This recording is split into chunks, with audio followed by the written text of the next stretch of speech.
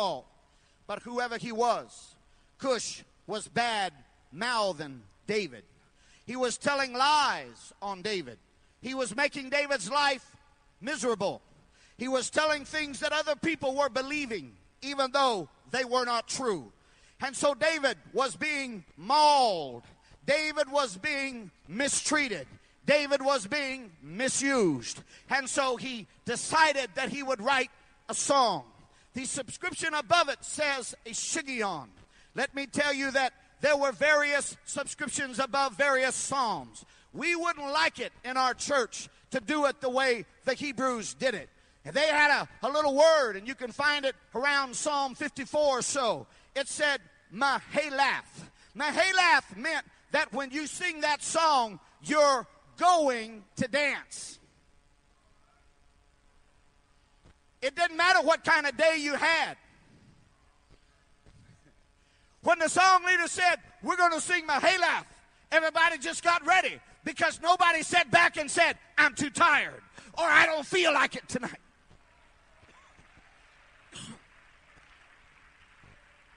It was a Mahalath song.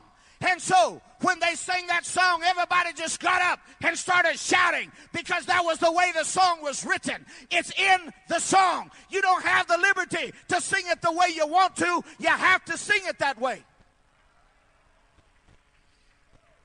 And then they had other songs that were singing and shouting.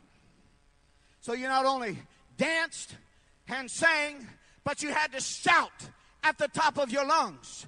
We wouldn't like that on some of our midweek services when life hasn't been good to us and we want to just slide in late and sit back easily and casually enjoy the service. When the song leader would say, we're going to sing certain song, and that means you got to get on your feet and you got to shout and you've got to dance and you got to praise the Lord because it's a part of the song.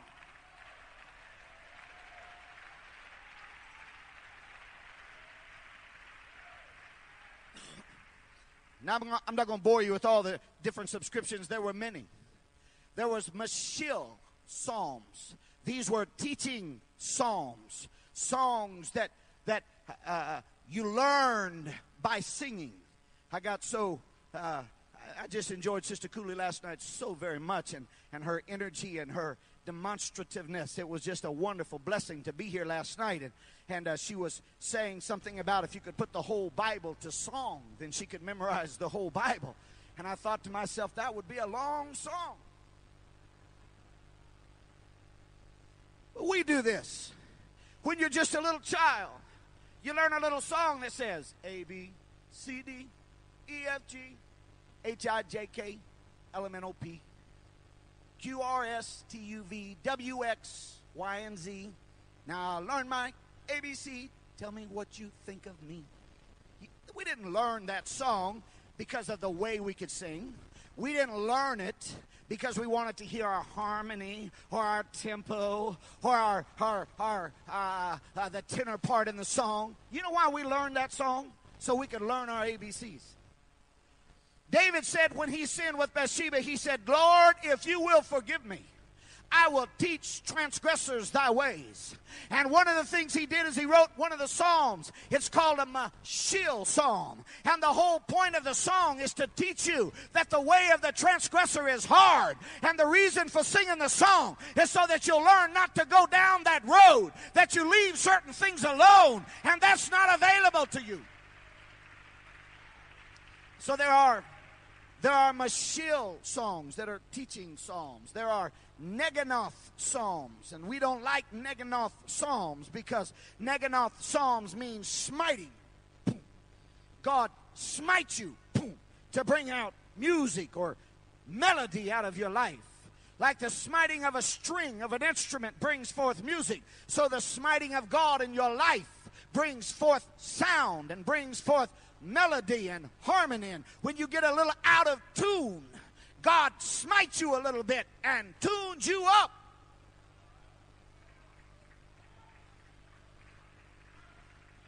Or at least he does me.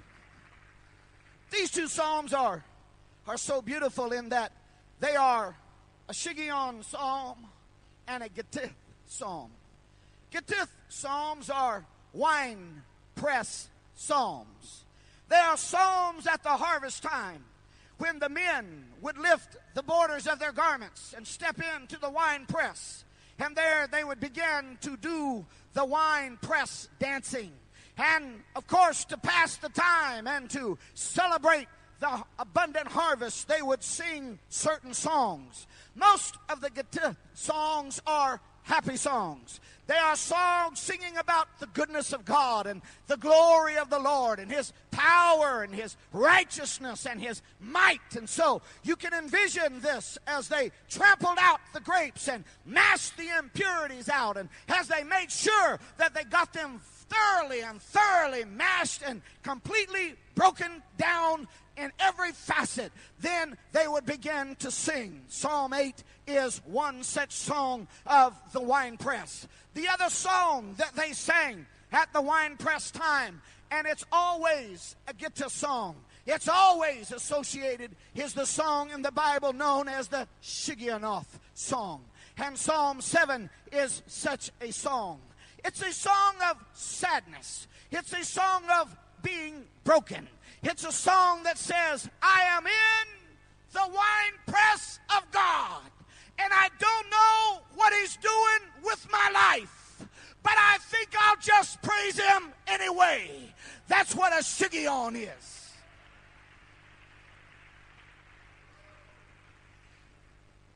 Probably David was running from Saul because Cush had told foul lies and demeaned his character. And as he possibly exited the city, and he looked over, and that was the time of the harvest of the wine press, and they were stamping out the presses, and men were there, and some of them singing joyfully, and maybe others not singing too joyfully at all. No doubt David looked at that, and he said to himself, that's what God is doing to me right there. I don't know why Cush is saying what he's saying. I don't know why an evil spirit from Saul troubles him when I get in his presence. I don't deserve what's happening to my life. I am a faithful servant to Saul. I don't know why God is crushing me. I don't know why God has chosen to break my life at this time. But I only know that that's what's going on. And I'm making up my mind that if God chooses to put me in the wine press, the song that will come out of my life will be a song that praises Him. It will be a song of brokenness and not a song of bitterness.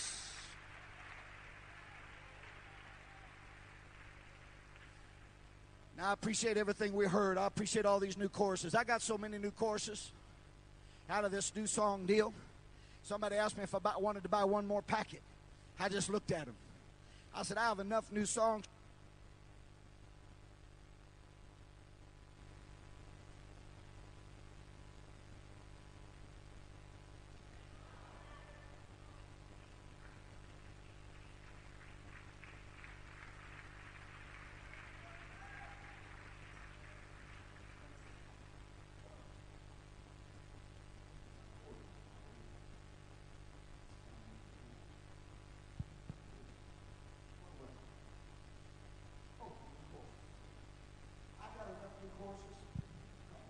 You ever seen anybody preach with two microphones in your life?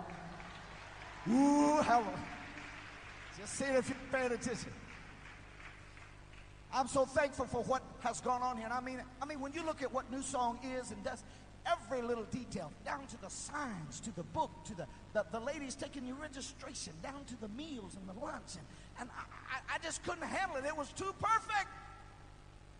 I told Brother Nathan I didn't do this, but my spirit wanted to do this. They had them little white boxes of lunches. Remember them? It was so good. I got that little box, I opened it up, had that little barbecue sandwich in it, and them little potato chips, that brownie. Oh, man, I was eating that stuff. And my little teenage mind said, wonder what would happen if I just put all my trash back in this box and fixed it back up and put it back on top of the pile.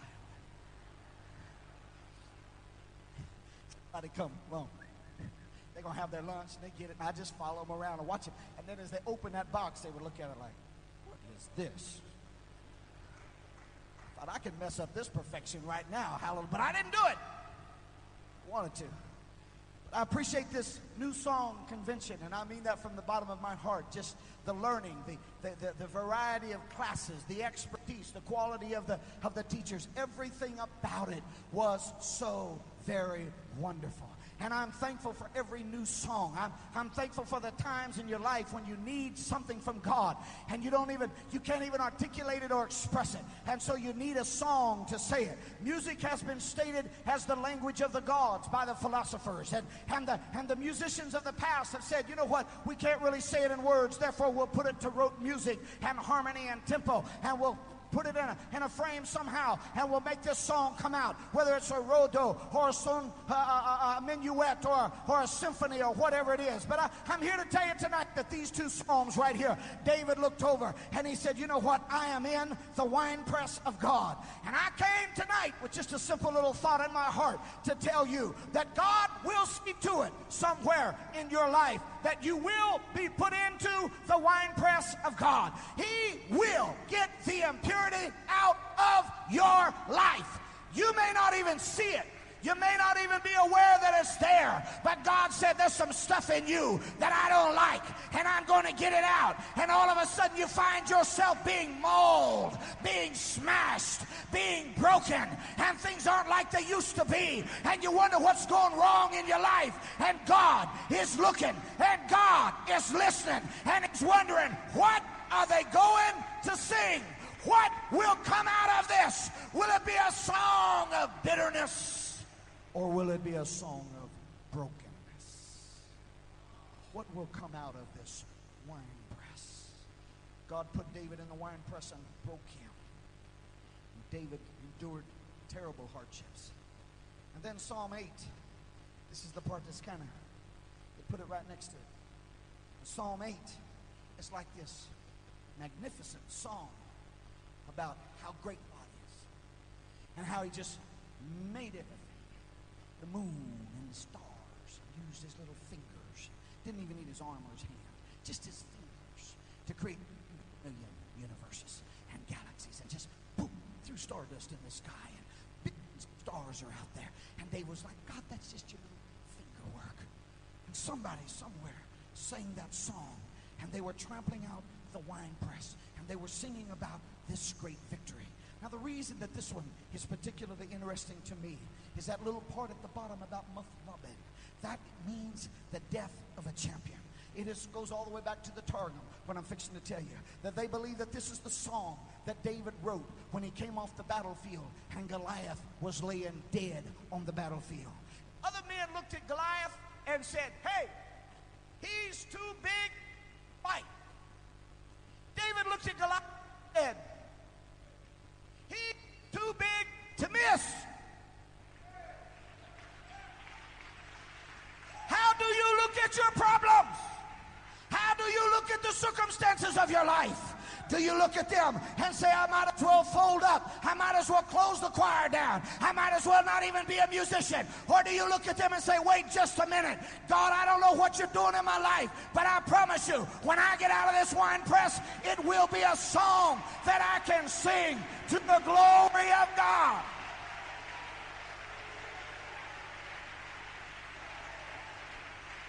He will put you in the wine press. The question is not whether or not He'll put you in the wine press. The only question is, what song will you sing when He puts you in the wine press? When your life is being broken, smashed, and it's like, I don't believe this is happening to me. One of the most beautiful Shiganoth songs in the Bible was written by a man by the name of Habakkuk. Habakkuk is a prophet. He's a little different than all the other prophets. Number one, he is different because his book is a theodicy. It's a defense of the goodness of God. He's just telling everybody how good God is. Number two, it's a little unique in that he doesn't talk to men. He only talks to God. He's the only prophet in the Bible. His book is the only like that. He doesn't talk to, he just talks to God. And he's got a little issue. He's a little aggravated at God. And I know that if you were aggravated at God, you wouldn't tell me. But some of you get aggravated at God. And I've gotten aggravated at God. He didn't deserve it, but I did. And Habakkuk was kind of aggravated at God. He really asked two questions in his book. Question number one, he said, God, what are you doing? He looked around. His nation was going downhill quick. It was 606 BC. According to most Bible dictionaries, it was 606 BC